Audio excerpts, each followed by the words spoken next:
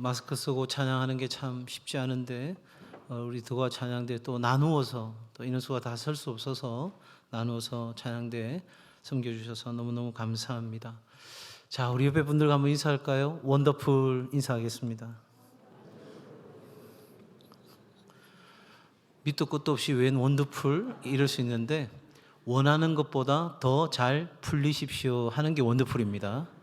자, 이제 아셨으니까 그 마음으로 옆에 분 한번 인사하겠습니다. 원더풀.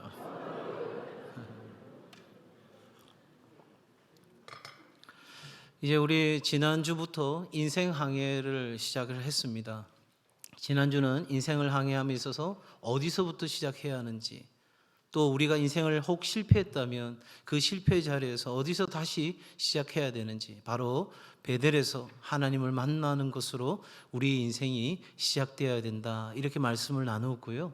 이제 오늘은 그 두 번째로 우리가 인생을 항해함에 있어서 꼭 필요한 것이 있어요. 반드시 우리가 가져야 될 것이 있는데 그것이 무엇인지, 또 내가 그것을 가졌는지, 또 내가 어떻게 가져야 되는지 함께 생각하는 시간을 갖고자 합니다. 여러분, 오늘날 많은 사람들이 망상에 사로잡혀 있다, 이렇게 진단하는 사람들이 있습니다. 여러분, 망상의 사전적인 의미는 뭐죠? 근거 없는 신념인 거예요. 자기 주관적인 허황된 생각이 바로 망상인데요. 어떤 망상이 있습니까? 돈이면 다 된다는 망상이 있어요. 그리고 이 돈이면 행복할 수 있고, 내가 도박을 통해서 한 방을 통해서 그 한 방만 제대로 터뜨려지면 얼마든지 내가 꿈꾸는 인생이 이루어질 수 있고 행복할 수 있다고 생각하는 거지요. 여러분, 이와 같은 일이 얼마나 허망한 것인지 우리는 인생에 살아가는 삶의 자리에서 충분히 경험하고 있고, 오늘도 우리가 TV 뉴스를 틀면 이렇게 망상에 사로잡힌 사람들이 얼마나 어처구니 없는 일들을 저지르고 살아가는지 우리는 쉽게 확인할 수 있습니다.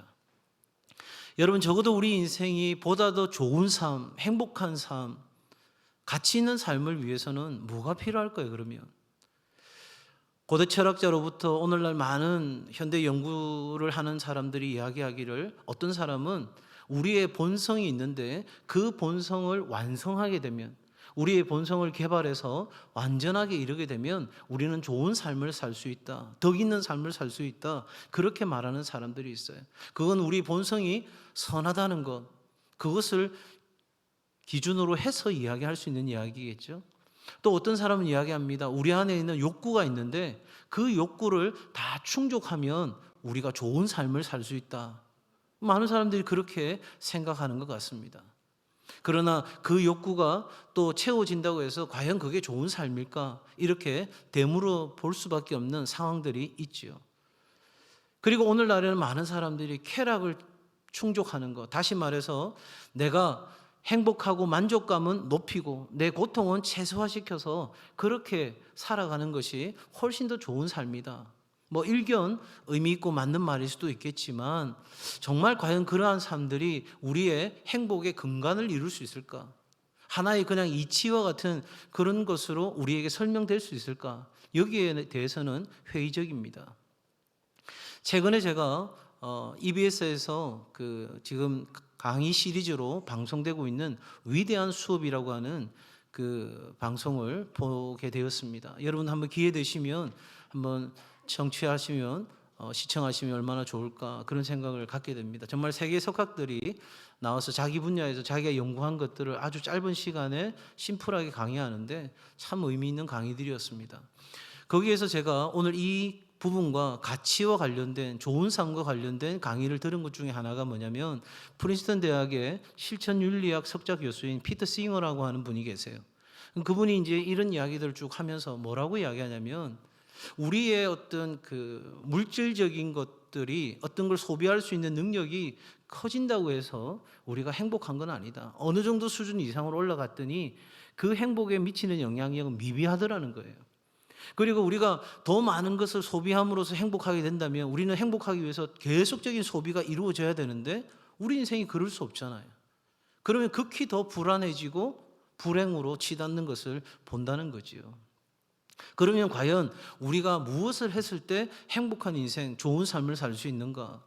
그 PT 싱어는 여러 연구 결과들을 통해서 한마디로 이야기하는 것은 우리가 가치지향적인 삶을 살 때, 우리가 가지고 있는 가치를 추구하는 삶을 살아갈 때 훨씬 더 좋은 삶, 행복한 삶을 살 수 있고, 또 같은 가치를 공유하는 사람들과 친구가 되어서 함께 간다면 훨씬 더 좋은 삶을 살 수 있다. 이렇게 대안을 가지고 이야기를 했어요.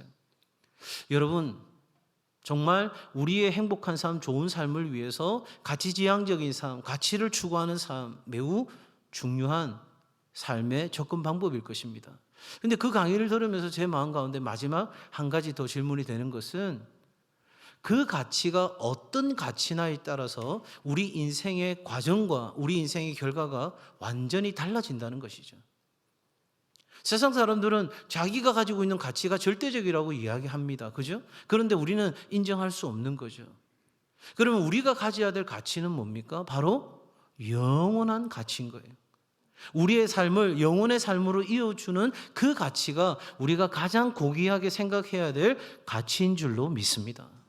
그러니 눈에 보이는 현상적인 것, 현실적인 그런 가치를 추구하며 사는 사람과 영원한 삶에, 영원한 것에 가치를 두고 살아가는 삶에, 그 모든 삶의 결은 다를 수밖에 없고 그 결과 또한 다를 수밖에 없다 하는 겁니다. 적어도 여러분, 우리 그리스도인들이 가치지향적이고 영원한 가치 있는 삶을 산다는 것은 어떤 의미일까? 종교사회학자가 여러분 초대교회 성도들의 삶을 분석하고 이야기합니다. 초대교회는 오늘 우리들처럼 이렇게 열심히 전도를 하지 않았는데도 불구하고 정말 하나님의 사람들이 기하급수적으로 폭발적으로 성장했는데, 도대체 그 이유가 무엇이었을까? 뭐 초대교회 성도들이 모여가지고 하면 된다, 할 수 있다, 해보자, 뭐 이런 거 외치고, 뭐 할 수 있다 하신 이는 찬양하면서 으쌰으쌰 해가지고 전도하고, 그렇게 안 했단 말이에요. 그런데도 그렇게 사람들이 폭발적으로 성장할 수 있었던 것은 그 당시 사람들에게 이 그리스도인의 삶이 대안적 삶으로 인정되었다는 거예요. 그러니까 쉽게 말해서 내가 예수 그리스도를 믿었을 때 내 삶의 권리가 박탈당하고, 우리가 사도 바울의 삶을 통해서도 제자들의 삶을 통해서도 확인할 수 있는 것처럼 많은 유대인들의 영적 공격이 있고, 심지어 바울은 어떤 상황이었습니까? 40명이 바울을 죽이기 위해서는 먹지도 마시지도 않고 반드시 죽이겠다고 나설 만큼 그러한 상황 가운데서도 사람들이 예수 그리스도를 믿고 따라가는 그리스도인의 삶을 내가 살아가고 싶은 삶으로 선택했다는 거예요. 이건, 이 회심의 과정은 하나의 어떤 감정적인 그냥 순간의 느낌으로, 순간의 어떤 반짝거리는 어떤 그런 것으로 되어진 일이 아니라 극히 합리적이고 이성적인 삶의 생각과 결단을 통해서 이루어진 것이다. 여러분, 이게 왜 중요한가 하면, 이 코로나 상황 가운데서 저는 참 두렵고 떨리는 것이 하나 있어요. 이 불확실로 가득 차 있는 세상에서, 어느 것 하나도 장담할 수 없는 세상에서 하나님은 어쩌면 우리 그리스도인들에게 이 세상에서 지금 오늘 정말 돈에 미쳐 돌아가는 이 세상 속에서 우리 그리스도인을 통해서 대안적 삶을, 정말 세상 사람들이 저 삶이 맞는 사람이야, 저 사람이 맞는 삶이야, 저 삶이야말로 가치 있는 삶이야, 그렇게 여겨져서 기꺼이 그리스도인다운 삶을 선택하도록 저와 여러분을 오늘 이 시대에 여기에 남겨두신 줄로 믿습니다. 그러기에 여러분, 지나온 과거를 우리가 다 책임질 수도 없고 앞으로 다가올 미래를 우리가 전적으로 책임질 수도 없지만, 바로 오늘 여기 이 순간에 내가 하나님 앞에서 어떤 삶을 살았는지는, 우리의 인생 항해가 어떠했는지는 하나님께서 반드시 우리에게 물으신다는 거죠. 그러니 여러분, 적어도 오늘 우리의 삶을 살아가면서 이 인생 항해가 정말 하나님이 인정하시는 영원한 가치가 있는, 우리의 삶이 그토록 꿈꾸는 소원의 항구에 다다를 수 있는 은혜가 저와 여러분에게 있기를 바랍니다. 자, 그러면 이 항해를 하는 데 있어서 우리가 먼저 좀 전제해야 될 것이 있어요. 오늘 성경 말씀 22절 같이 한번 읽겠습니다. 22절 시작.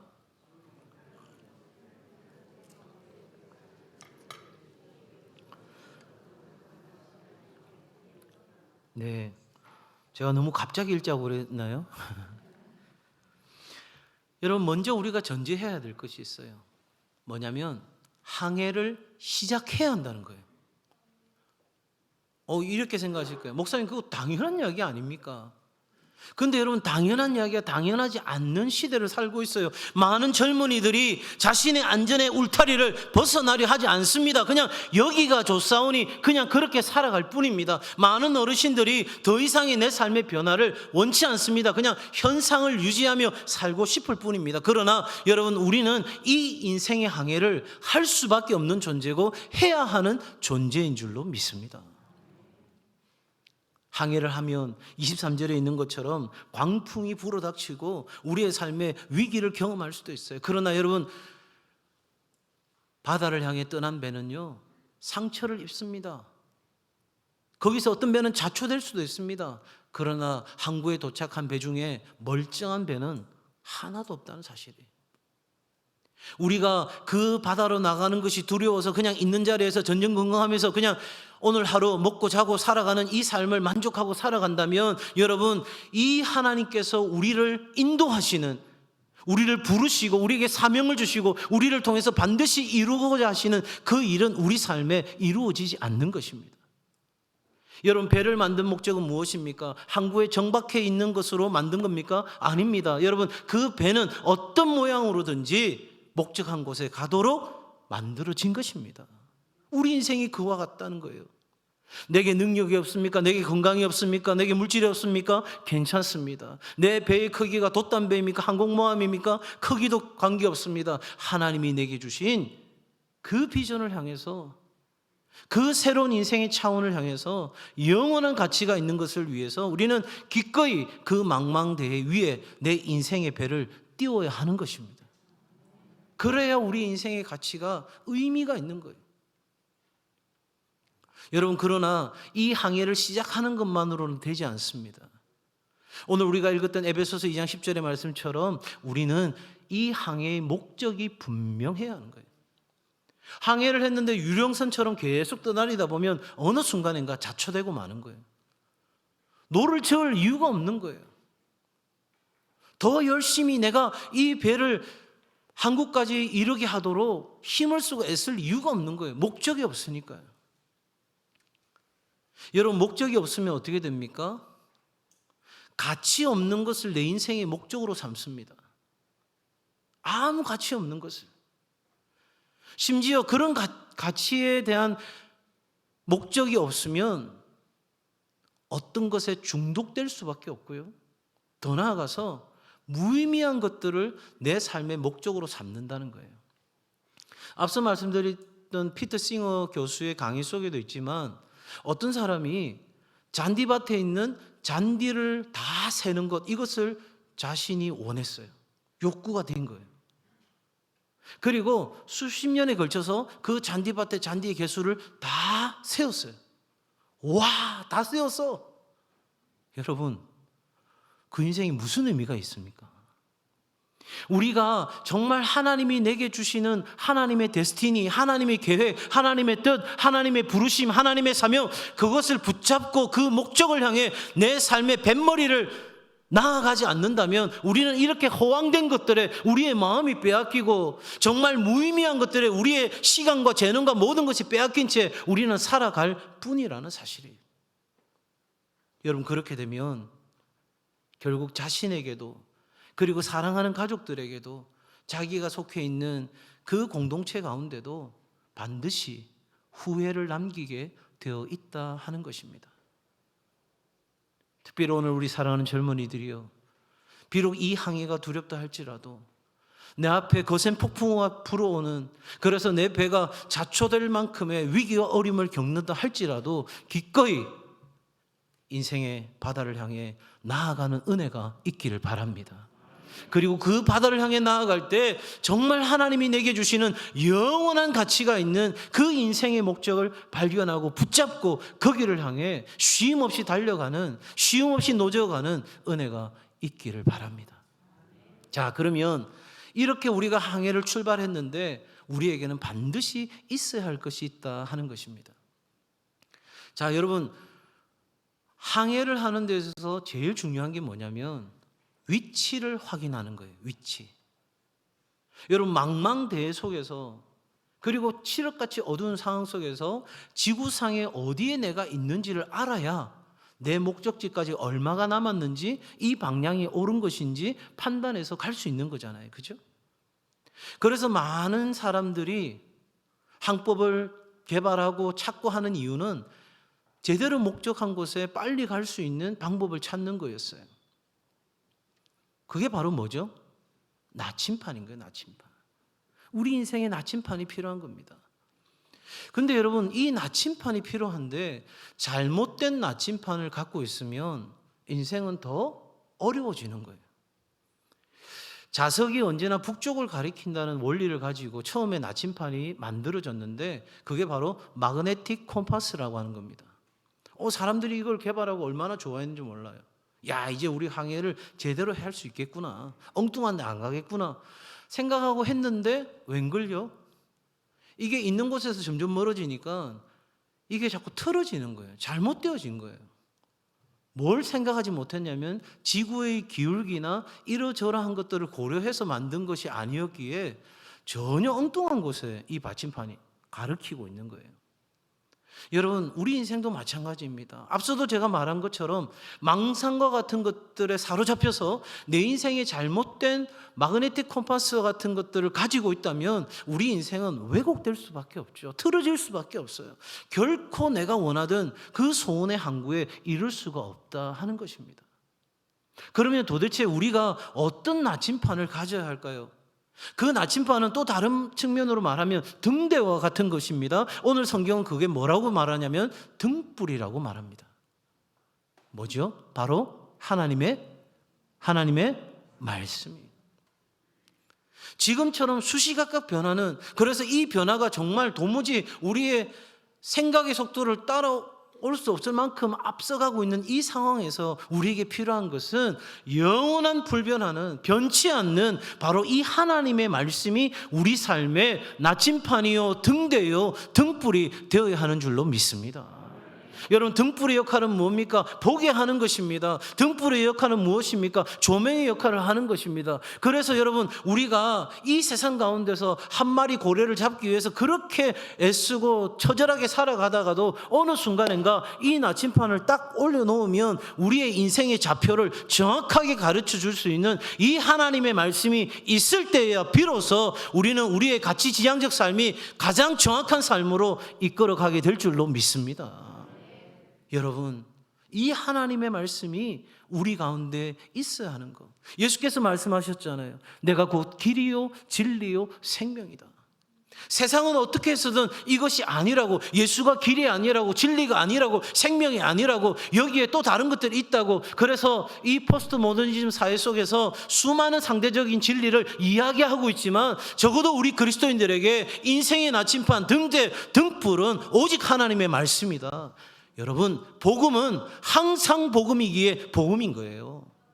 어제는 복음이다가 오늘은 복음이 아니었다가 내일은 복음이었다가 이렇게 우왕좌왕 오락가락하지 않습니다. 어제도 복음이었고 오늘도 내게 좋은 소식이었고 내일도 여전히 하나님의 복음은 좋은 소식인 거예요. 그래서 진리인 거예요. 그래서 우리에게 이 말씀은 우리의 정확한 위치를 잡아낼 수 있는 나침판이 되는 거예요. 그래서 이 말씀 앞에 두렵고 떨림으로 설 때 내가 어느 자리에 있는지 우리는 나를 제대로 볼 수 있게 되는 것이죠. 자, 여러분, 이렇게 하나님의 말씀을 우리가 가졌다면 두 번째 우리에게 반드시 가져야 될 필수품이 있어요. 자, 오늘 23절에 보는 것처럼 이 항해는 우리가 예측할 수 있는 유일한 한 가지가 있어요. 어려움이 올 거라는 거죠. 물론 우리 인생을 시작할 때 어려움이 있을 거라고 생각하는 사람이 누가 있을까요? 우리 아이들 보면 정말 해맑게 웃고 있잖아요. 제가 결혼 주례를 할 때 신랑 신부 중에서 인상 팍 쓰면서 인생의 고통이 찾아올 거야 막 이러면서 하는 사람은 없어요. 싱글벙글. 제가 제일 황당했던 주례 중에 하나가요. 미국인 남자와 한국인 우리 여자 청년이 결혼하는 시기였거든요. 그 이제 결혼식을 하는데 신랑이 입장하는데 춤을 추면서 막 노래를 부르면서 들어오는 거예요. 거기다가 제가 이제 찬양을 예배 시간 찬양을 인도했잖아요. 그러니까 자기 아버지한테 싱어 굿 이런 얼마나 줄에 하루 섰다가 당황스러운지 이걸 내가 어떻게 통제를 해야 되는지 너무너무 신나더라고요. 그때 제가 속으로 생각하죠. 살아봐라. 계속 그렇게 웃을 수 있는지 살아봐라. 차마 제가 입 밖으로 말 못하고. 여러분, 우리가 예측할 수 있는 건 뭐예요? 인생의 항해는 반드시 폭풍우와 고난과 어려움이 있다는 거죠. 그거 우리 다 알아요. 정말 우리 삶이 송두리째 박살날 만큼 어려운 순간들이 우리 어르신들 다 아시잖아요. 내가 그때 참고 견뎌서 오늘 여기까지 살고 왔어요 하는 분들 많이 계시잖아요. 여러분, 이런 인생을 살아갈 때에 함께 할 수 있는 사람이 있다는 건 참 좋은 일이고 기분 좋은 일이에요. 함께 하게 되면 어떻게 되죠? 용기를 낼 수 있어요. 그죠? 혼자서는 못하는데 함께 있으니까 용기도 내게 되고요. 내가 가고자 했던 것보다 더 멀리도 갈 수 있고요. 또 함께 하니까 더 현명해지기도 하는 법이죠. 그러나 여러분, 사람이 함께 하는 거 참 고맙고 좋은 일이지만 거기에는 다 한계가 있어요. 언제나 같이 갈 수 없어요. 그런데 여러분, 우리 인생은 그렇게 사람이 있을 때만 공격이 들어오는 게 아니라 시도 때도 없이 찾아오는 거예요. 여러분, 그때 우리에게 반드시 있어야 되는 돛, 우리를 나아가게 하는 비전, 돛과 우리를 정착하게 하는 닷, 이것이 우리 가운데 있어야 되는데 그게 뭐다? 바로 임마누엘이라는 거예요. 뭐라고요? 임마누엘. 뭔 줄 알고 아멘 하셨어요? 임마누엘을 번역한 즉 하나님이 우리와 함께 하신다는 거예요. 아멘. 여러분, 이 세상 어떤 것보다 하나님이 나와 함께 하실 때 우리 인생은 반드시 이 항해를 아름답고 멋있게 마쳐지게 될 줄로 믿습니다. 자, 오늘 여러분 본문에 보면 여러분 24절에 뭐라고 말합니까? 제자들이 나와 깨워 이르되 주여 주여 우리가 죽겠나이다 한데 예수께서 잠을 깨사 바람과 물결을 꾸짖으시니 이에 거쳐 잔잔하여지더라. 이렇게 말씀하고 있어요. 여러분, 이 제자들의 배에 누가 계셨어요? 예수님이 계셨어요. 자, 그런데 여기서 중요한 대목인 거예요. 뭐예요?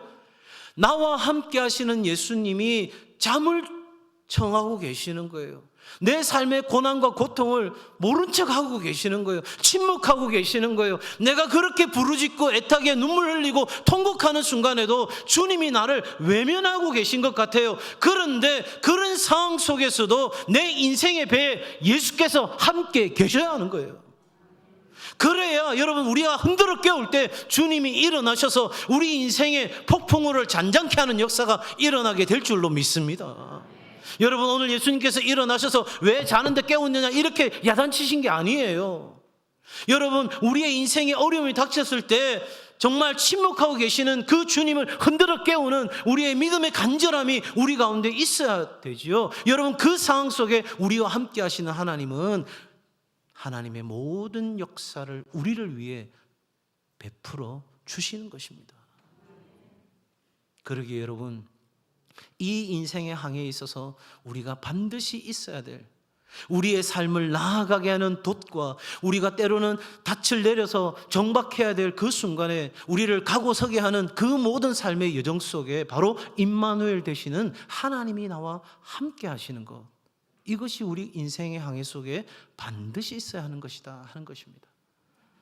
자, 마지막으로 항해의 필수품 세 번째, 여러분, 이렇게 폭풍우가 치고 위기가 닥쳐오고 배가 자초될 것 같은 그 상황 속에서 우리에게 필요한 것은 구조선이 필요한 거죠. 또 생명선이 필요한 거예요. 그게 뭐다? 바로 오늘 믿음이라고 주님은 말씀하십니다. 여러분, 25절 말씀 같이 읽어볼까요? 25절 시작.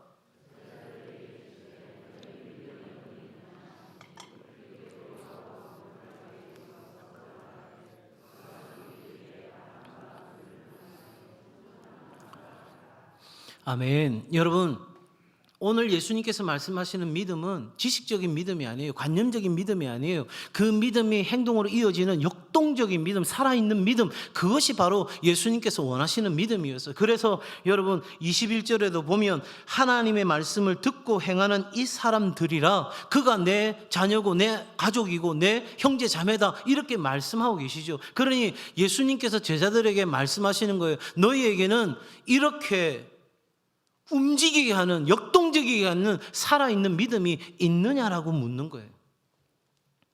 여러분, 제자들의 믿음은 도대체 무엇이었습니까? 제자들의 믿음은 오늘 여기 한마디로 말합니다. 예수님께서 행하신 일을 보고 두려워했다 하는 겁니다. 그들에게는 믿음의 범위가 있었어요. 어떤 범위입니까? 그들의 지식과 그들의 상식과 그들의 경험에서 이해될 수 있는 범위 내에서 일어나는 것. 그런데 예수님께서 이 천지 만물을 다스리시는 그 권세가 있는 걸 보면서 그들은 뭐라고 했어요? 저가 누구이긴데 이 일을 행하는 거. 그들이 생각할 수 없던 일이 일어난 거예요. 야이로의 딸이 죽었을 때 예수님께서 잔다라고 이야기했을 때 그 주위 사람들이 다 비웃던 것처럼 그들이 갖고 있는 믿음의 수준이라는 정도가 바로 이와 같은 것들이었어요. 그래서 예수님께서 물으시는 거예요. 너희에게 믿음이 있느냐는 거예요. 여러분, 우리 인생은 안정과 또 이 떠남의 이 상관관계 속에서의 역동적인 것이 우리의 삶인 거예요. 어느 순간인가 우리는 안착하고 싶은 마음이 있어요. 그러나 때로는 우리는 떠나야 하는 거예요. 그래서 이 두 가지 삶의 역동적 상황 속에서 우리 인생 가운데 어떤 것이 닥쳐온다 할지라도 여러분, 우리가 이 하나님에 대한 전적 믿음을 가지고 나아가게 된다면, 살아있는 이 믿음을 가지고 나아가게 된다면 우리를 사랑하시되 잊지 않으시고 포기치 않으시고 끝까지 사랑하시는 이 하나님이, 나와 함께 하시는 하나님이 나를 위해 여전히 일하고 계시다는 걸 믿는다면 우리는 어떤 인생 항해 속에서도 멈추지 아니하고 나아가게 되는 줄로 믿습니다. 그렇게 될 때에 우리 인생에 진짜 휘파람 불 수 있는 멋진 항해가 펼쳐지는 거예요. 그러기에 여러분, 우리는 오늘 어떤 상황이 된다 할지라도 기꺼이 우리의 뱃머리를 그 폭풍우 한복판으로 집어넣을 수 있는 거예요. 여러분, 도망가겠다고 돌아서는 순간 배는 박살나는 거예요. 폭풍을 이기는 방법은 우리의 이물을, 우리의 뱃머리를 그 폭풍 한복판으로 집어넣고 거기를 돌진해서 나아가는 거예요. 사랑하는 성도 여러분, 여러분의 이 인생 항해를 시작하기로 결단하셨습니까?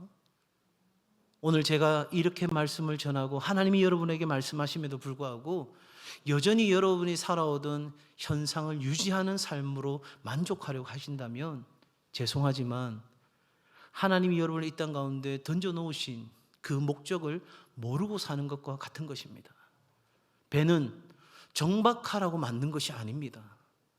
만약에 여러분이 여전히 그런 삶을 꿈꾸신다면, 그냥 여전히 내 삶의 안전을 바라고 내 삶의 평안을 바라면서 변화되지 않는 내가 통제 가능한 그 삶으로만 살아가기를 원한다면 주님 오시는 그날에